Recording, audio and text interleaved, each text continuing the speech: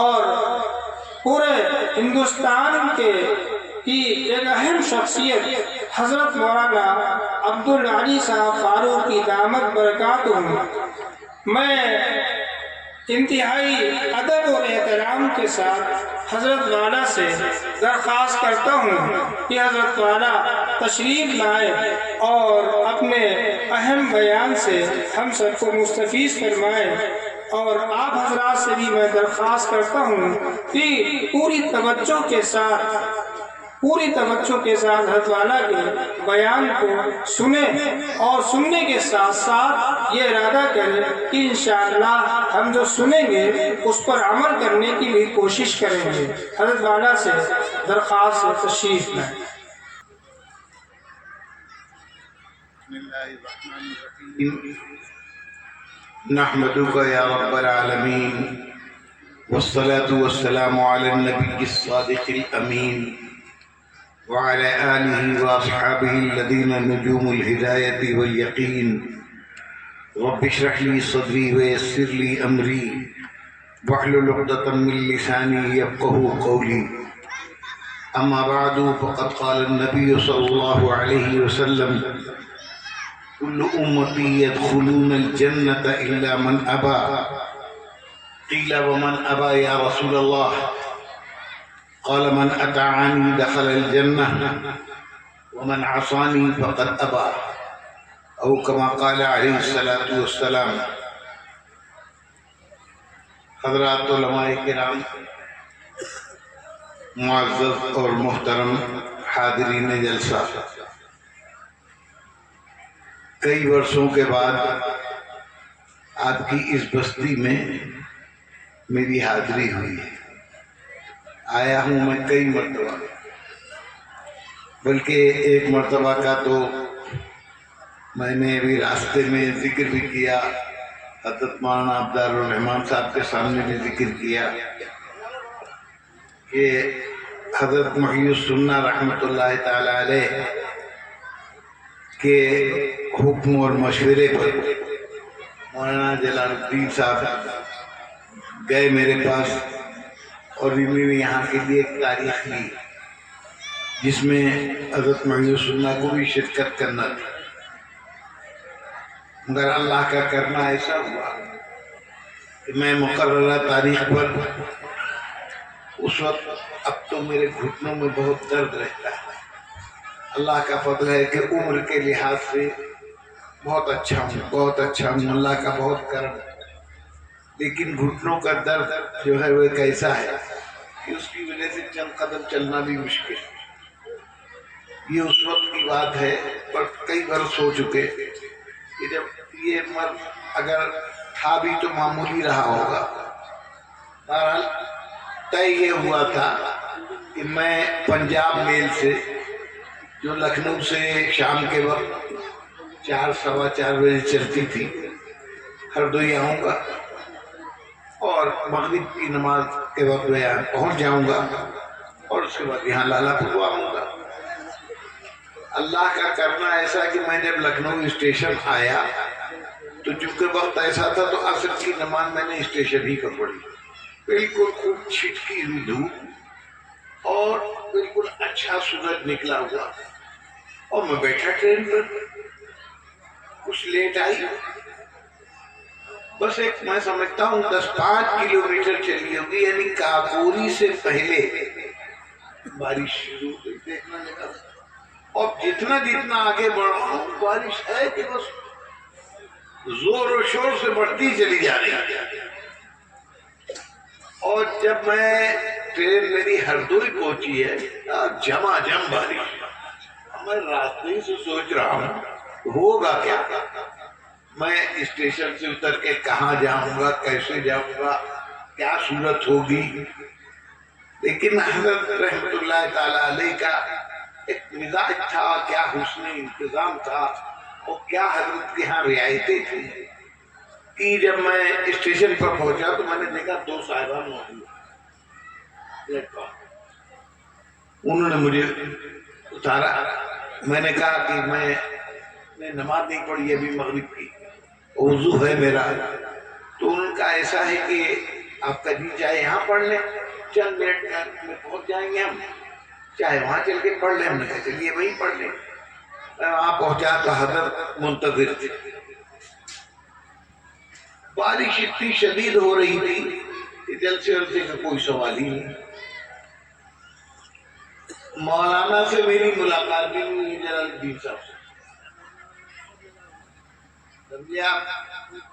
ہاں بہت زبردست بارش۔ اب ظاہر ہے بارش کی وجہ سے یہ پہنچ نہیں کر، اور دو بھی نہیں پہنچے۔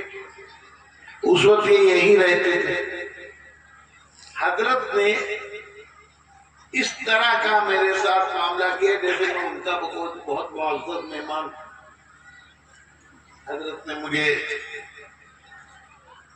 بٹھایا، کھلایا، پلایا، اور پھر حضرت نے مجھ سے یہ پوچھا کہ تمہارا کیا نظام ہے؟ میں کہا حضرت اب سوچ یہ رہا ہوں کہ عشاء کے بعد کھانا کھاؤں گا آپ کے ہاں، اور اس کے بعد 9:30 بجے کچھ ایسا ہی وقت تھا، مجھے صحیح یاد نہیں ہے، وہ کاشی وشناتھ ایکسپریس جاتی تھی دلی سے آ کے لکھنؤ۔ وہ کہا تو 11:15 کے قریب پہنچتی ہے، اس سے پہنچ جاؤں گا۔ حضرت نے فرمایا کہ تمہارا پہلے نظام کیا تھا؟ میں کہا پہلے میں نے سوچا تھا کہ واپسی جو ہے لکھنؤ میل سے کریں گے، وہ 4:45 بجے کی صبح جاتی تھی، 7 بجے لکھنؤ پہنچتی تھی۔ تو اب حضرت کیا تو بڑی رعایتیں تھی۔ فرمایا کہ اگر کوئی زحمت نہ ہو، کوئی نقصان نہ ہو تو وہی پہلے والا پروگرام رکھو، اس میں راحت ہے۔ میں اکیلا آیا تھا، فرمایا کہ رات کو پہنچے یا خدا جانے بارش ہو رہی ہو سکتا وہاں بھی، تو گھر سے اسٹیشن سے گھر تک جانا اتنی رات میں وہ بے آرامی ہوگی کہ صبح مدرسے۔ تو میری رائے یہ ہے کہ وہی یہاں آرام کرے اور صبح اس اسٹیشن جیسا ہوتا۔ حضرت نے مجھے مہمان خانے بھیج دیا، اور اس کے بعد دیکھیے رعایتیں، میری حیثیت کیا ان کے ساتھ، کیا میری اوقات، لیکن ٹرین کے وقت سے لگ بھگ 1 گھنٹہ پہلے ایک صاحب آئے، انہوں نے مجھے جگایا، وضو کا پانی دیا، وضو کر لیں آپ، استنجا کر لیں، نماز کا وقت تو یہاں آیا نہیں، اسٹیشن پر آپ جا کے نماز پڑھیں گے، اور اسی لیے ہم نے آپ کو اٹھایا۔ اٹھے جب تک ہم نے وضو کیا اس وقت تک بہت عمدہ ناشتہ دیا، ناشتہ بھی ہو گیا۔ اس کے بعد حضرت کی گاڑی، اس پر حضرت نے مجھ کو اسٹیشن بھجوایا، وہاں ایک صاحب موجود پہلے سے، اور اس وقت اے سی نہیں چلتے، فرسٹ کلاس کا ٹکٹ لیے وہ موجود، مجھے تھمایا، مجھے ٹرین پر بٹھایا، بٹھا کے واپس آیا۔ میں مہمان ان کا تھا، کتابیں پیچھے بیٹھے، ان کو پتا بھی نہیں کیا ہوا، اس طرح حضرت۔ تو ایک مرتبہ یہ بھی ہو چکا ہے، میں نے لالا پوروا کے جلسے کے سلسلے میں کہ ہرتوئی تک آ کر واپس جانا پڑا، اور اس کے علاوہ میں حاضر ہوا یہاں۔ بہرحال کئی برسوں کے بعد آیا ہوں، اور میں چاہتا ہوں کہ تھوڑی دیر میں آج اتفاق کچھ ایسا اللہ کا کرنا کہ میرے حقیقی بھتیجے کا نکاح ہے،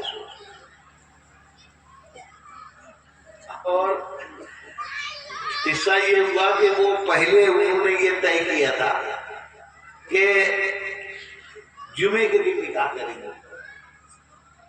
اور مسجد سے نکاح کریں گے، مگر وہ لڑکی والوں کا کچھ اصرار ہوا کہ وہ صاحب حال ہی سے ہو، جہاں سے ہو یہ وہ، بہرحال وہ کچھ ایسے مجبور سے ہو گئے کہ انہوں نے آج کر دیا، کل کے بجائے آج نکاح۔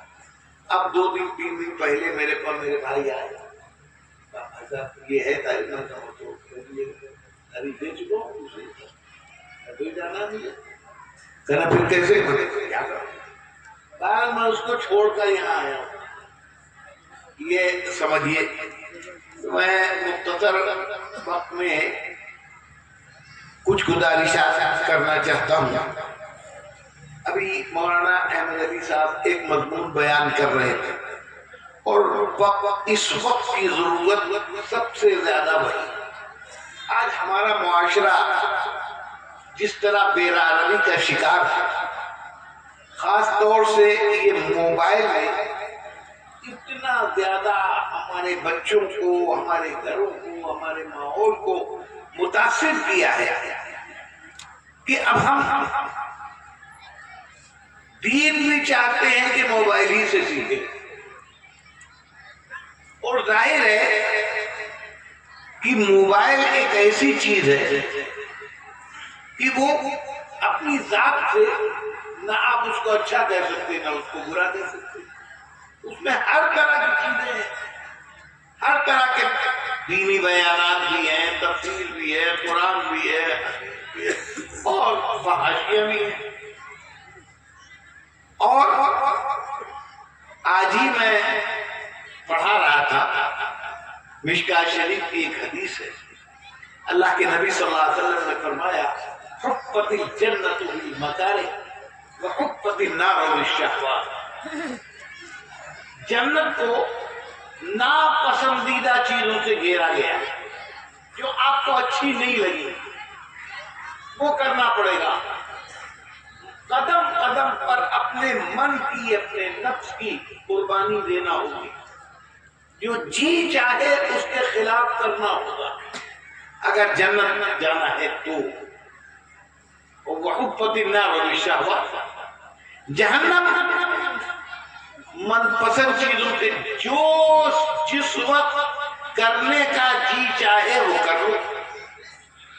ہمیشہ آدمی کا گناہی کرنے کا تھوڑی جی چاہتا ہے. بڑے سے بڑا گنہگار، بڑے سے بڑا پاپی، بڑے سے بڑا مجرم، کبھی اس کا بھی جی چاہتا ہے کہ کچھ نئے کام کرے. ایسا نہیں ہے. اور اسی طریقے سے بڑے سے بڑے اللہ والے، بڑے سے بڑے متقی، بڑے سے بڑے پرہیزگار کے اوپر بھی شیطان حاوی ہوتا ہے، ورغلاتا ہے، بہکانے کی کوشش کرتا ہے. یہ ایک الگ بات ہے کہ میرے جیسے لوگ اس کا شکار ہو جاتے ہیں، اللہ کے نیک بندے اس کو دھتکار دیتے ہیں، لیکن وہ بالکل مایوس نہیں ہے، اپنا کام کر رہا ہے. تو آدمی کا بڑے سے بڑے گناہگار کا ہر وقت گناہی کرنے کے تھوڑی نہیں چاہتا ہے. جیسے اب آپ مثال کے طور پر ایک چھوٹی سی بات لے لیجیے.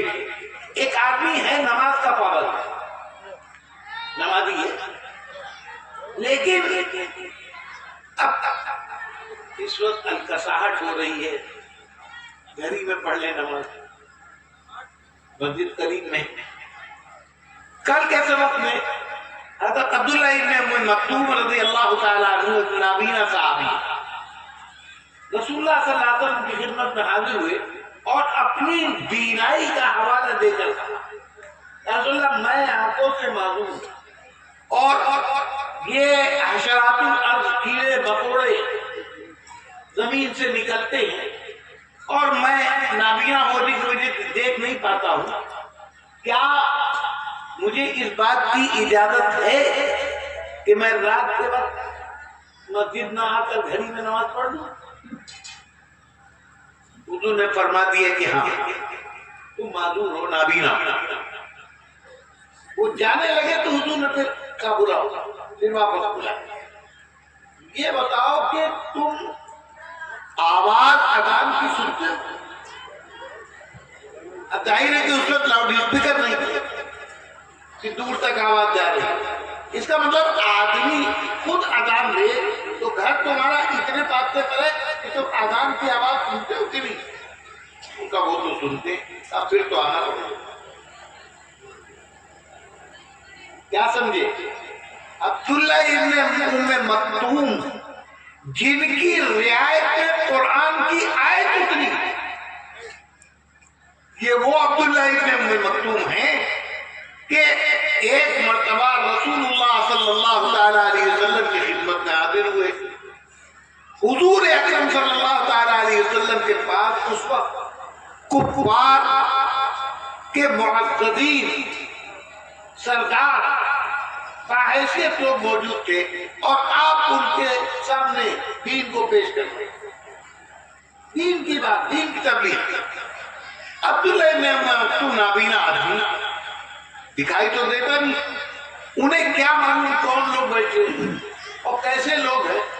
वो आए, बैठ गए, अब बार बार अपनी तरफ वो हुजूर को मुतवज्जे कर रहे हैं, फिर बीच में बोल दिए, फिर बीच में बोल दिए।